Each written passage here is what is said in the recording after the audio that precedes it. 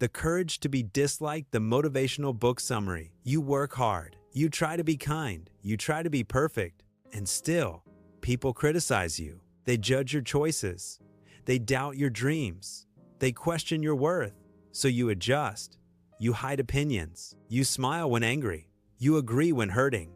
And slowly, you disappear. What if the real reason you are unhappy is not your past, not your problems, not your failures, but your fear of being disliked? Tonight, we uncover a philosophy so dangerous, it feels illegal to believe. A philosophy that says, you are not trapped by your past.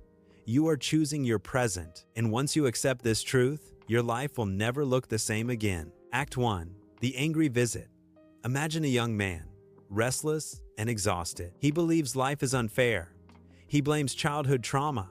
He blames social anxiety. He blames bad luck. He thinks he is broken. One night, he visits a philosopher, not for comfort, for answers. The philosopher says something shocking. You are unhappy because you choose to be. The young man explodes with anger. Choose suffering?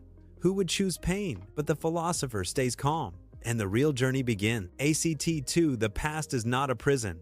The philosopher explains Adler's idea. We do not live according to past causes. We live according to present goals. You are not shy because childhood damaged you. You are shy because it protects you from rejection. You are not angry because someone insulted you. You are angry because anger gives you control. You are not lazy because life hurts you. You are lazy because failure feels safer than trying. This idea sounds cruel, but it is powerful, because if your pain is a strategy, you can choose a new one. Act 3. The Secret Purpose. Every behavior has a hidden purpose. A child cries to gain attention. An adult avoids risk to avoid embarrassment.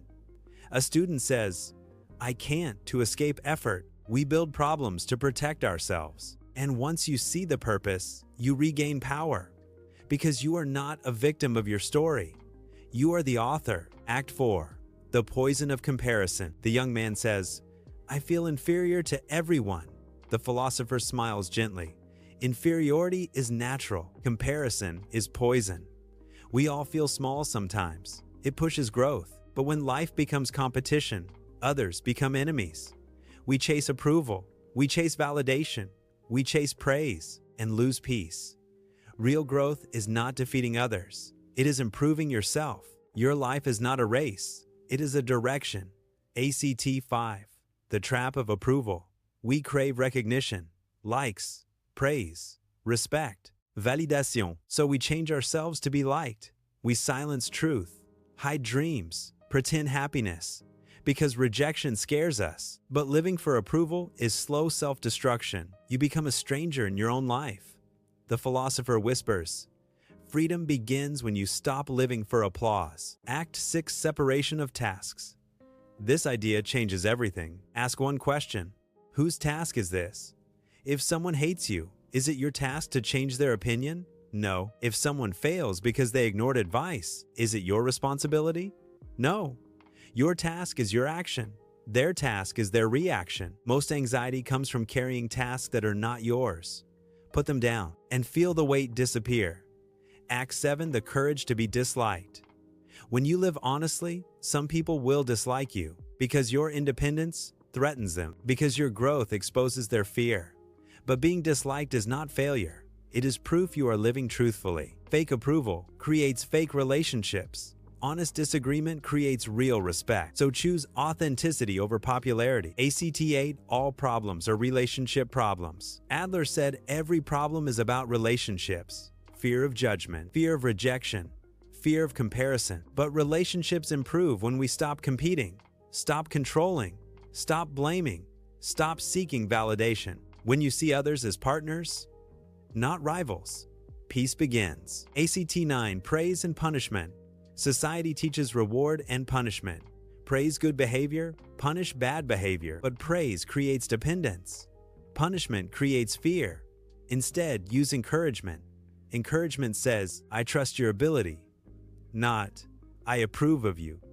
Encouragement builds equality, and equality builds confidence. Act 10. Live in the present. The young man fears the future, regrets the past. The philosopher asks quietly, can you change yesterday? No. Can you control tomorrow completely? No. Then live now. Life is a series of moments. Focus on this one, and life becomes lighter. Act 11. Contribution creates meaning. What gives life meaning? Contribution. Helping others grow. Supporting someone silently. Creating value without applause. When you feel useful, you feel worthy. Confidence comes from knowing you matter, not because people praise you, but because you help them. Act 12. The final argument. The young man resists. This philosophy is impossible. The philosopher replies softly, "It is difficult, but freedom is difficult. You must choose approval or authenticity, blame or responsibility, fear or courage. Your past explains you, but it does not control you. Your choices do." Act 13. Transformation. The young man leaves chain, not because life became easier, but because it became clearer. He stops chasing approval, stops controlling others, stops blaming childhood.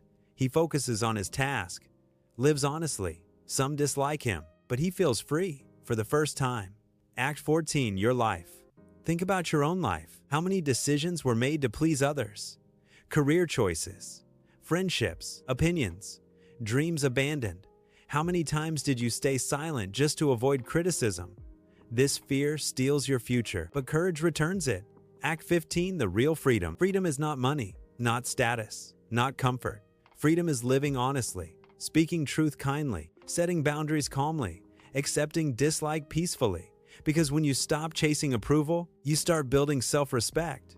And self-respect creates real happiness. Act 16. The final realization. You don't need everyone to like you. You need to like your own life. You don't need universal approval. You need honest purpose. You don't need perfect past. You need courageous present. And when you accept this, fear fades. Peace grows. Closing story. Two people live different lives. One spends years pleasing everyone, never criticized, never authentic. The other speaks truth respectfully, loses some approval, but gains peace. Which life is safer? Which life is freer? The courage to be disliked is the courage to be yourself. Final message. Tonight, ask yourself 3 questions. Whose approval am I chasing? Whose expectations am I carrying? Whose life am I living? Put them down. Choose your path. Accept criticism. Live honestly. Because happiness is not being liked, it is being free. Outro. Remember this radical truth. You are not broken by your past. You are guided by your choices. And when you choose courage, even if the world dislikes you, you will finally respect yourself. And that is the beginning of real freedom. The courage to be disliked is the courage to live.